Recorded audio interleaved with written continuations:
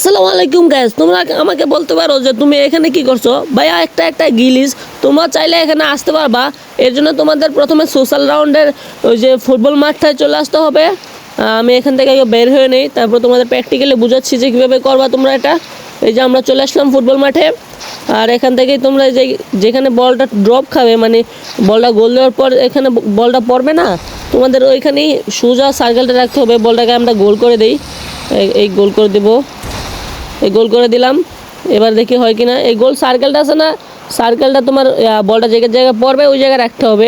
এটা কিন্তু 2-3 বার প্র্যাকটিস করতে হবে। এখানে তোমাদের 4 থেকে 5 বার প্র্যাকটিস করতে হবে, তাহলে তোমরা নিচে চলে যেতে পারবা। আমি কিন্তু দেখতে পাচ্ছ অলরেডি 2 বার প্র্যাকটিস করে ফেলেছি। এখানে আরেকবার মারবো গোল। এবার ঢুকায় কিনা দেখা যাক। না, এবারও আমাদের ঢুকালো না। এবার হয়ে যাবে মেবি। এই তো গোল করবো। এই যে গোল সার্কেলটা দাগের মাঝামাঝি রাখতে হবে যেখানে বলটা পড়বে আর কি।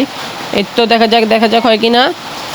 এই দেখা যাক, এই যে বলটা পড়লো। ও গাইস, এবার কিন্তু হয়ে গেছে।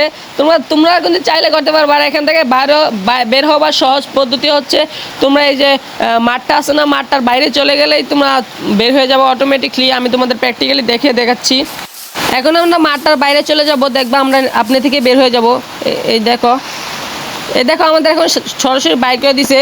মানে ওই যে মাঠটার বাইরে গেলেই তোমরা চলে যাবা, পুরো বাইরে হয়ে যাবা।